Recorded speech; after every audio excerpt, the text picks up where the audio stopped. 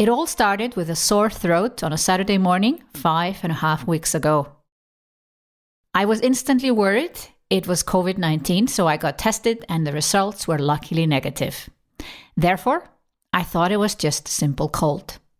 The day after, I felt it was something more, so I started to take steroids, which I have to take when I get bad cold because of my asthma. I've had asthma since I was 12 years old, and I have to take medicine every day in order not to get an asthma attack. Typically, I get a cold once a year, like most other people, and then the asthma medication doesn't help, and I have to take steroids, and therefore I always had a backup in my medicine bag. But this time, the steroids also didn't help. 4 days later, I was not feeling better and started to get worried. Normally, I don't have to go to the doctor when I get a cold because I have my steroids and they just help. But this time, that was not working, so I realized I had to seek a doctor. The local doctor didn't discover anything serious when he examined me and wanted me to come back the next day. I was not so keen on that because I knew something was wrong with me. It was not a normal cold. Well, he sent me home and I coughed all night and slept less than 3 hours because I was sitting up in my bed. I couldn't lie down.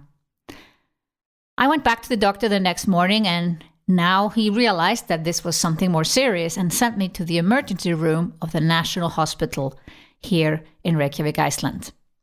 There they did all kinds of tests, including X-ray, and didn't see anything wrong with my lungs.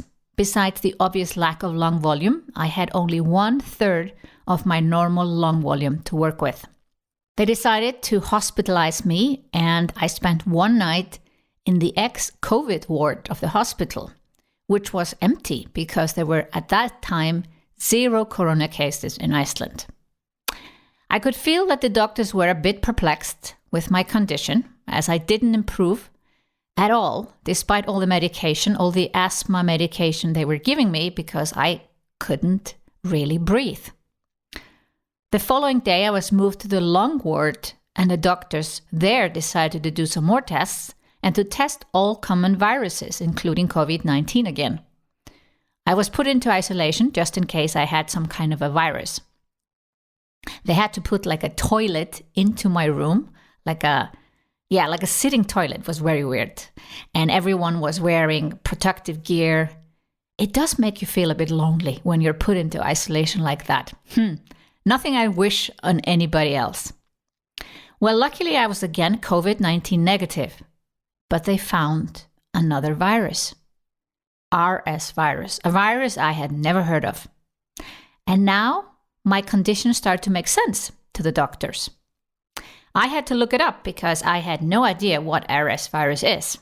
So according to the Mayo Clinic, the respiratory syncytial virus, I hope I say it correctly, causes infections in the lungs and respiratory tract. It's so common that most children have been infected with the virus by the age of 2. And still I had never heard of it, probably because I never had young children. I got my stepsons when they were 3 and 4. So RS virus can also infect adults. Well, I know that now. And older, healthier children. Typically, RS virus symptoms are mild and mimic a common cold. So actually, most people who get it, they don't even realize they have it. Normally, self-care measures are needed to get rid of it. And since people don't really know they're having it, they just think they're having a cold. So just taking a few days off and will normally cure it. But it can cause severe infection in some people, especially in babies younger than 12 months, infants basically, and older adults, people with heart and lung diseases, or anyone with a weak immune system. Well, I guess that's me. Because RSV and coronavirus are both respiratory viruses, many of the symptoms are similar. That's why, they had to test me again for COVID-19 because I had so many of the similar symptoms. And actually, getting the RS virus means that you're more susceptible to getting COVID-19, which does make me worried because I was worried before because of my asthma, but now I am more worried, and I don't have my vaccine yet, and I have no idea when I will get it, because apparently in Switzerland, they don't even consider me a high-risk patient. Very weird, I find. Well, reading all of this explained my symptoms very well, and I definitely had the severe infection. It didn't feel like a common cold, and self-care measures were not enough. After the diagnosis was clear, the doctors wanted to send me home. They said I would just have to take some medications and rest, and it will take time, and there was nothing more they could do for me at the hospital. But for safety measures, I should be in isolation at home, because when you are still coughing, you could potentially infect others. And I was very worried about infecting my father, who has had cancer since 2017 and can definitely not get sick. COVID-19 or any other viruses or bacteria or even just a common cold, it's very bad for him. And even anyone else from my family. But my sister insisted on picking me up from the hospital. We wore masks and she drove me home, and then she went shopping for me. And then I was alone at home, battling the virus. For a few days, I saw some improvement. I had a little measurement to measure my lung volume, and I was doing that diligently 3 times a day. And I was positive when I saw improvement. But then on day 12 of my sickness, basically a few days after I was back from the hospital, I realized the improvement had stopped. For 3 or 4 days, it didn't improve anymore. It got stuck at a certain level. And therefore, my mom suggested I go to the local doctor again. I was still in isolation, but my mom took again the risk. We wore masks and she drove me to the doctor's office because I was too sick to drive myself. The doctor sent me to a different facility where they could take another X-ray of my lungs, and they got an emergency diagnosis. So I was back in the doctor's office after they had taken that picture, and turned out now I had pneumonia. I've never had pneumonia in my life.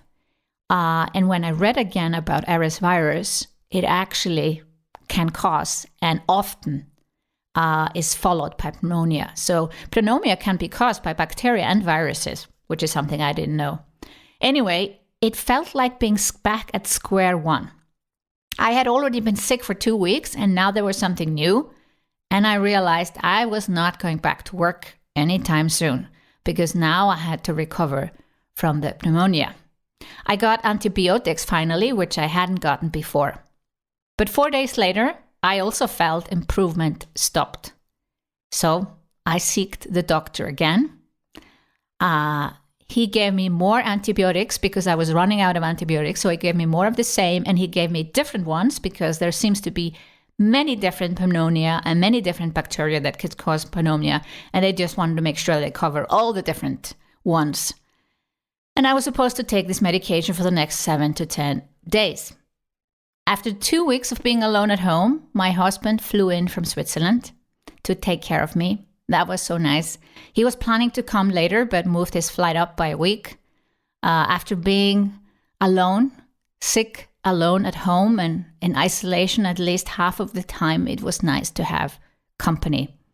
The first 5 days he was in quarantine because of the COVID rules, but after that, he could go shopping for us and basically, just take care of me, and we could watch movies together. Being sick is one thing, but being alone sick, not so nice.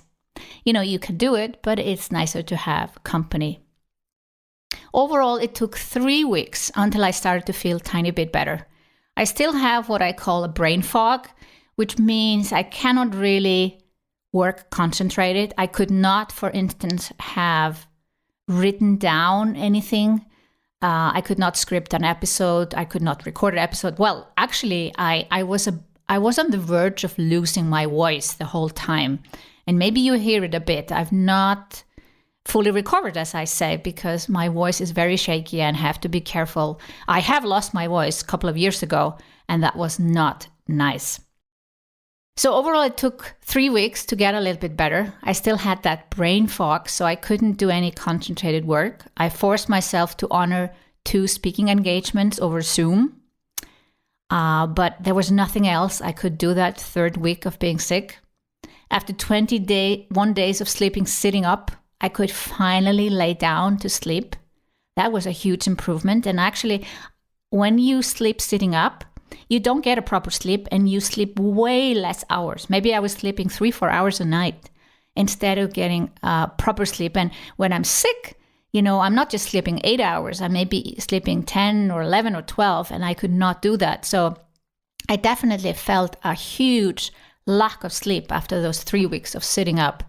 And I'm super grateful for my new motorized bed, where I could actually sleep sitting up because the bed could allow me that with a mattress. And then, it felt such a relief to be able to sleep flat again. Something you're super grateful for, whether you don't even think about when you're not sick. The first 3 weeks of isolation or sickness, I watched stupid series on Netflix and spent endless hours scrolling on social media without any bad conscience. I watch home improvement shows, $1 Million Homes, interior design series, and basically anything around home. I bought a penthouse last fall and I'm still finalizing the decoration. So I was looking for some inspiration and I got some, but some shows were really silly or stupid. Once I had watched all the home improvement shows on Netflix, I moved on to Apple Plus and watched The Morning Show, which I liked. I tried watching some few other series on Netflix, like one about real estate agent in Beverly Hills, but that was really stupid. Really stupid. I couldn't watch it. In between the series and the endless scrolling on social media, I could check on Slack if my team had any questions for me or if I had a sudden idea that I wanted to share with them. I was probably a bit annoying because even though I was sick and I had all this brain fog, I got ideas in between and I had to ping pong my team and let them know of this and that. So yeah, probably both a mixture of being annoying and me feeling a bit frustrated of not being able to be there and do meetings and talk to my team. Finally, after 3 weeks, my brain got less foggy and I could start to read. I couldn't read like a business book, which is what I would have loved to do to be a bit more productive. But no, I wasn't ready for that. So I could read fiction. I could read something that I didn't have to remember or take notes on. And it was nice to be finally able to sit in a chair and read a book instead of lying in my bed and watching stupid series. So even if I was reading fiction and not fiction, fiction and not nonfiction, I felt a bit more purpose-driven somehow, I don't know, than the silly series. Well, the reading went so well that I was reading a book in 1 or 2 days. After a week, I had read 6 books. I basically read all the books I bought around Christmas. Iceland has what we call a book flood before Christmas. Most books get published just before Christmas, especially fiction books. And that's where you buy them because that's where they're also the best price. And, we give books away for Christmas, but I don't get a lot of books as Christmas gifts. So I just buy them myself and then I hope to read them one day. But you know what happens with one day? There is never day one. But in this case, it was day one. I could read all the books that I had bought myself or borrowed and actually ran out of books. So I had to get some more. I used to be an avid reader. When I was a teenager, I would read all Agatha Christie books. I basically am. I really love reading fiction, but especially murder mysteries. And since I couldn't do anything else, it was great to be able to read all these books. I guess it was a blessing in disguise.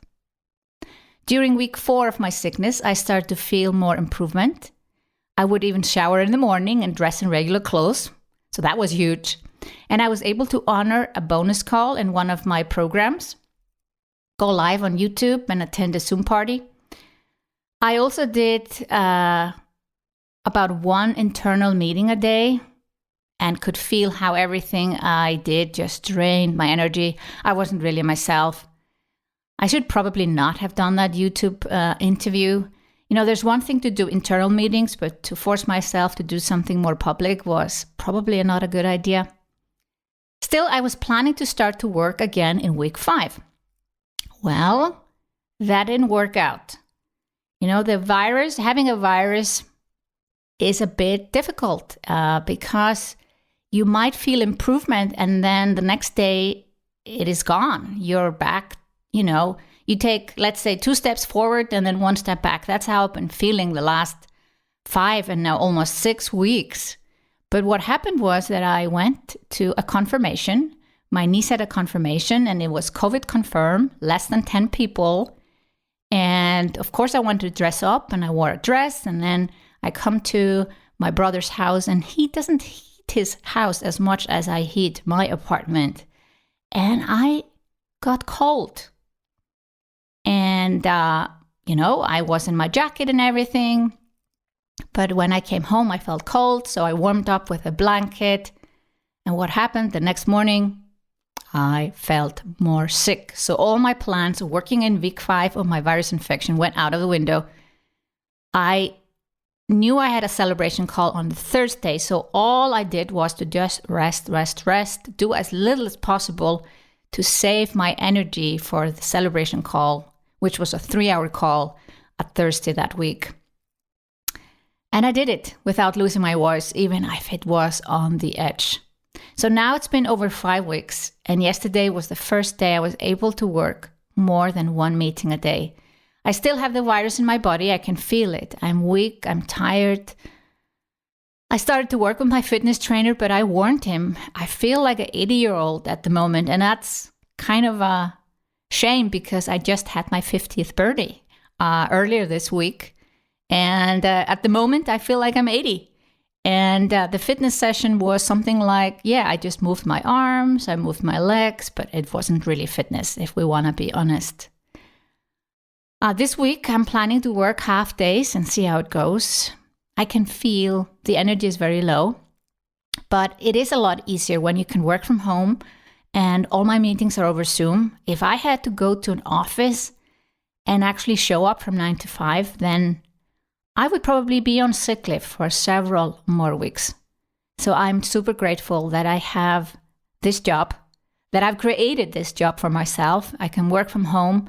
And even though I don't feel that the energy is there, I can still be there and start to work a bit. And I'm not a morning person. So actually, when I'm sick, it goes to the extreme. So working half days is going to be better for me. I can sleep in the morning and get up as late as possible so that I have energy for the afternoon. And then I go early to bed and just try to get as much sleep as possible because I have to catch up on all the sleep that I lost when I was sitting up in the first 3 weeks of my sickness. Well, how long will it take? RS virus seems to be something that can take a long time for some people. Not if you're super healthy and don't have any prior condition. But my local doctor tells me this can take months until I fully recovered.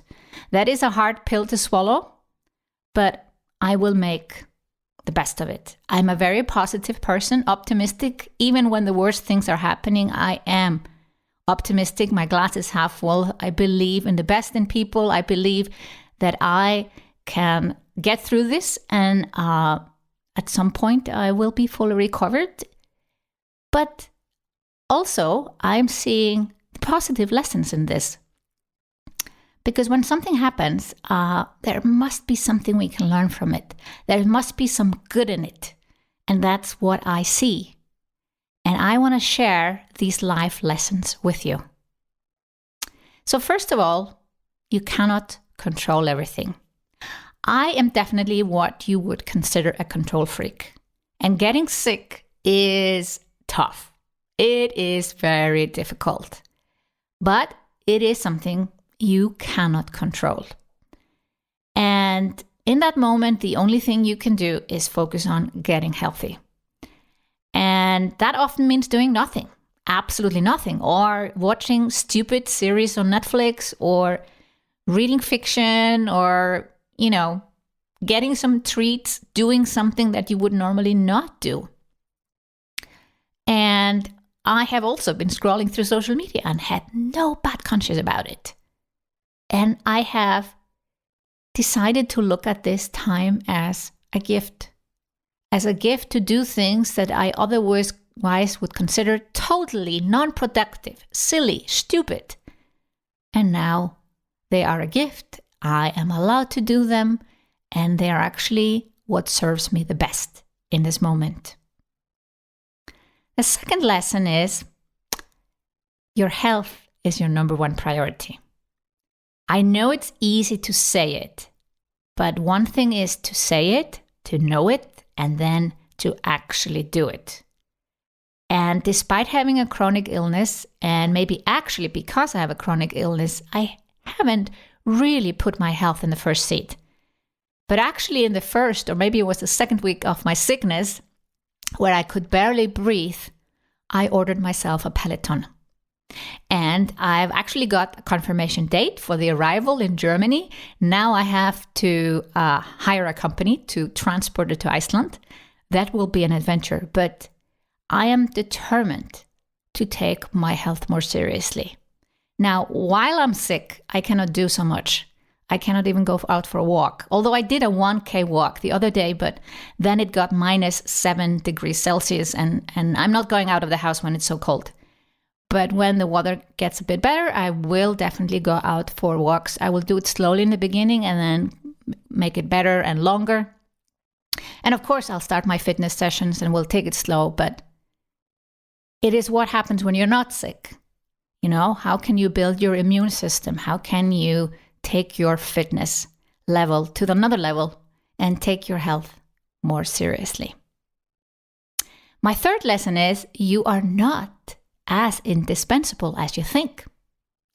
We sometimes think we're the only ones who can do certain things, and especially when you're an entrepreneur, you are the founder, you're a CEO, you're a coach. You think you are the only one who can do the things you're doing until we can't, and someone else has to do it for us. One thing I was determined not to do was not to cancel anything for my clients. So when I realized I couldn't do all my coaching calls, I asked my team to step in, and it worked beautifully. Now, if you don't have a team, that's of course going to be difficult, but it's something you need to start to think about. What will happen when you get sick? Do you have someone to step in from you? Maybe even a fellow coach friend that you can trust. I said to my coaching clients that my team will step in for me. For my higher end mastermind, Red Circle, I also had my team step in for me.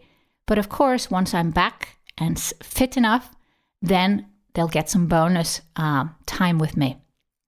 But in that moment when I got sick, it was super important for me not to cancel any coaching calls.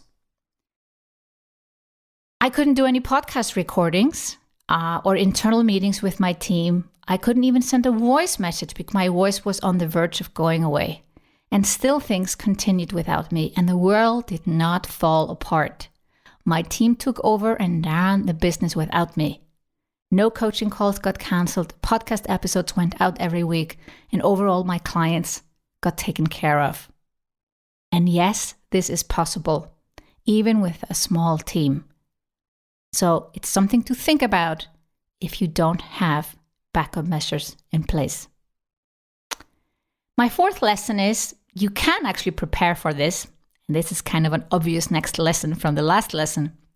Even though I didn't plan on getting sick or didn't even plan on going on a 4 or 5 week holiday, and I wouldn't wish this sudden sickness on anybody and for so long, it's actually interesting how well my team and I were prepared. First of all, having a team is super important, even if you just have 1 or 2 people on your team. Second, making sure there's backup for everything is crucial. So 1 or 2 years ago, we started to make sure there's backup. Actually, last year, I would say we really implemented it well. I told my team, when you go on holiday, and I asked actually everyone to go on holiday for 2 weeks last summer after my whole, we did a lot around COVID, March, April, May. And then we had a big launch in June. So in July, August, I told my team had to go on a 2-week holiday, each team member. And I told them, when you go on holiday, you need to make sure there's someone else on the team that can do everything that you do. And that doesn't mean it's one person that steps in. It could be many different people. And so gradually, because everyone went on holiday and everyone had to find backup, we were able to figure out who would step in case someone is sick. Even though we weren't thinking really of sickness, I was more thinking of making sure there's backup during holiday. So we practiced that. And in November and December, because my team has been growing so much and roles and job descriptions have shifted, we actually had to write job descriptions. We had job descriptions for a few people, especially those who were hired in the last 1 or 2 years. But those who had been in team longer, their job descriptions, if they had one, had completely shifted and changed. So I took the time and I really, it was like pulling teeth. I admit it. I wrote job descriptions for every single team member. And I had 2 meetings with each person. And actually, we started this process first by everyone tracking their hours. Normally, we don't track hours on my team. But last September, I asked everyone to track their hours for a month or so. I think we did it even for 2 months. And then we stopped it. And then people had a clear overview of what they did and could submit that to me. And a part of it helped me write the job descriptions. And then we got really clear on goals for each person. So key performance indicators, the measurements we put into place. Since we're not tracking hours, we need to be tracking what are people actually doing and what is the goal that they're trying to achieve. So when I hire someone, for instance, to run my podcast, the goal is to increase the downloads of my podcast. When I hire someone for social media, their goal is to increase followers or increase engagement or reach. So this was all clarified. And yes, it was like pulling teeth. It was a lot of work. And I didn't enjoy it, I'll admit it. But before Christmas, everyone had a job description. Everyone knew their numbers. So without thinking about me getting sick or being away for so long as I did now, those job descriptions did help us a lot now. They helped us super because there was much more clarity in what everyone needed to do. And at the same time, we were looking for 3 roles in the company. We were doing all that work last fall, and I realized there were 3 roles that we desperately needed to hire for. And you know what? I hired these people in February. And they started to work on the team middle of February or 1st of March. When did I get sick? 27th of February. It sounds like there is some serendipity there because I get sick just after I've hired the 3 people that I thought were missing on my team. And actually having these 3 people on the team while I was sick was super good because the people who were already on my team could delegate to these new people. And I finally hired an integrator and she started full-time 1st of March. And poor her, she had to really jump into the deep end and the net is supposed to appear. Yes, maybe, maybe not. But yeah, it's been a great test for my team. They really stepped up. Everyone on the team has done the best they could to step in for me. And it's been amazing to see what they've been able to achieve without me.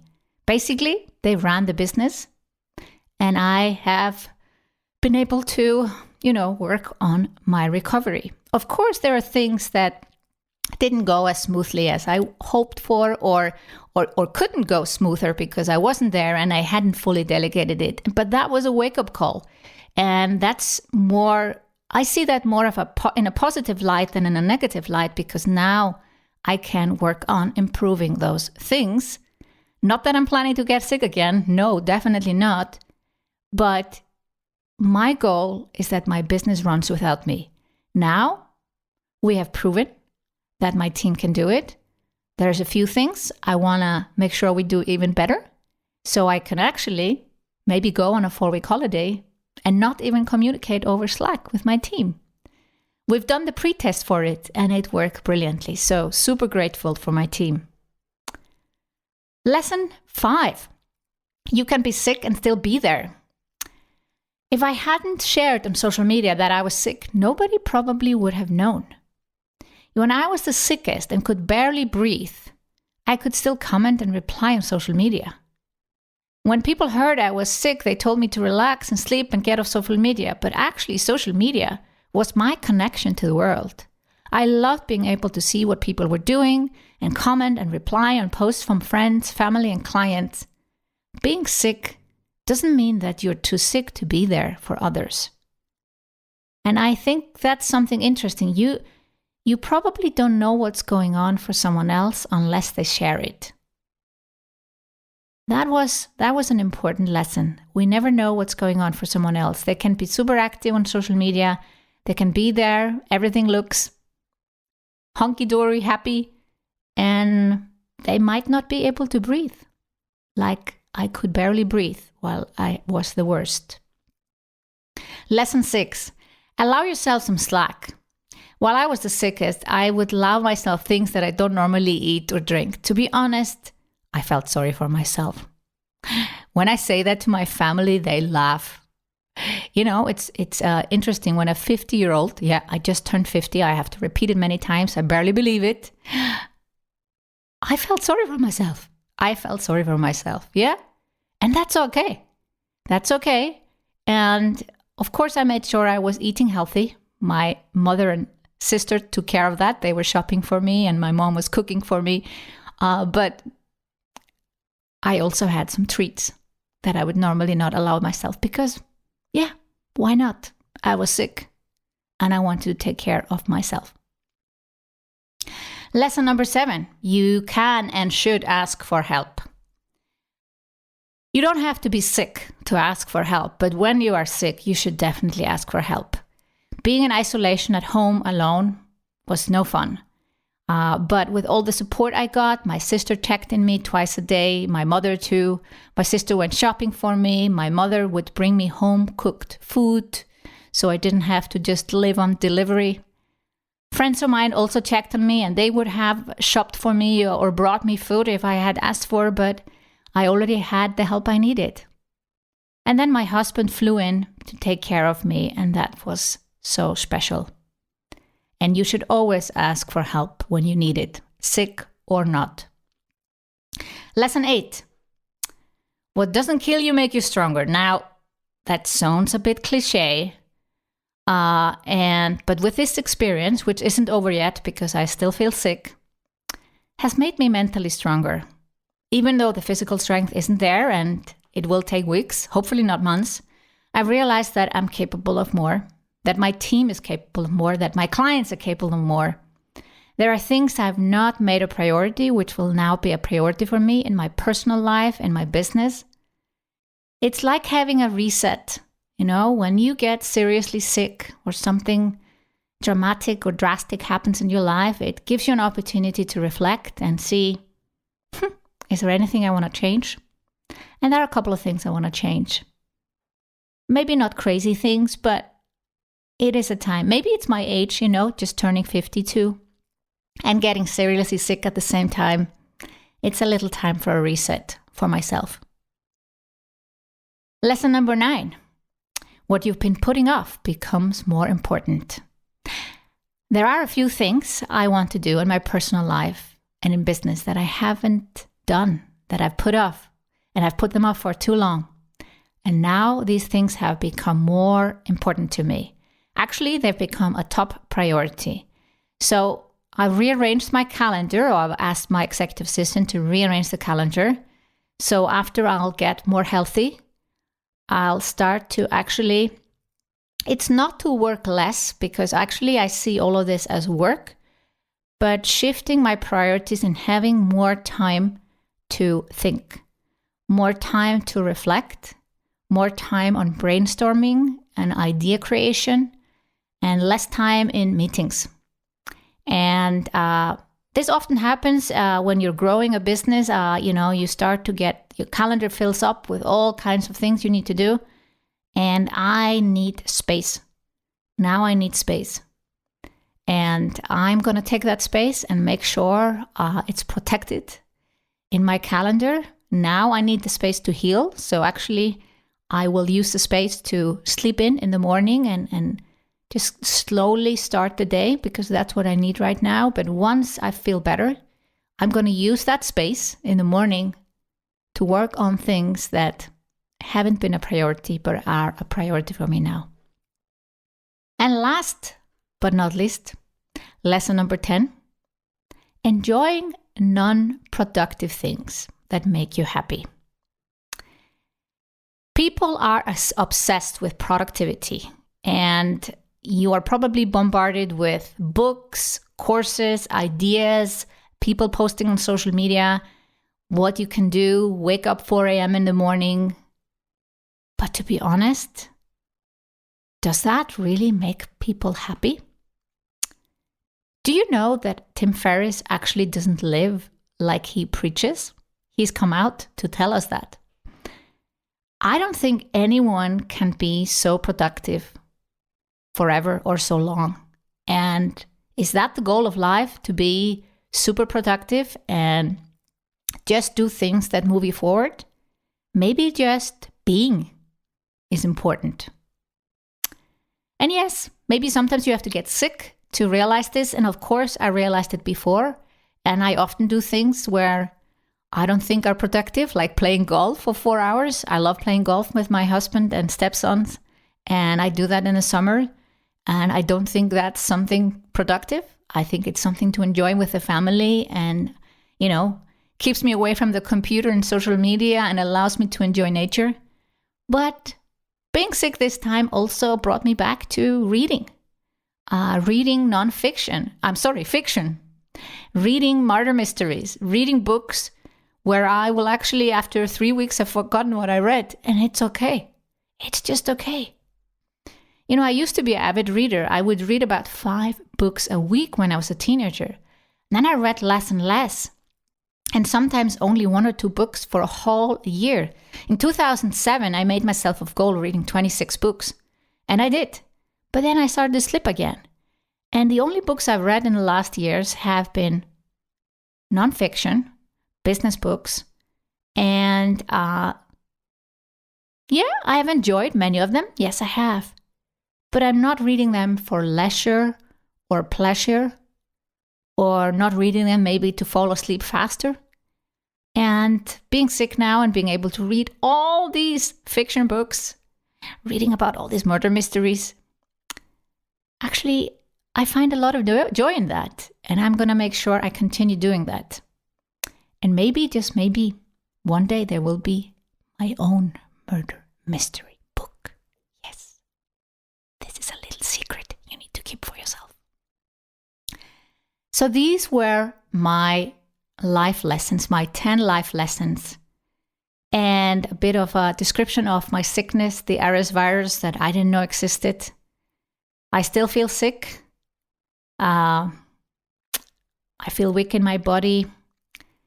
And my voice is shaky, but I'm on the route to recovery, and I know I will fully recover, hopefully sooner than later. And maybe you learned some life lessons here too, and maybe you can prepare in case you get sick, that your business continues running without you. Again, I'm super grateful for my team, and I dedicate this episode to Team Sigrun.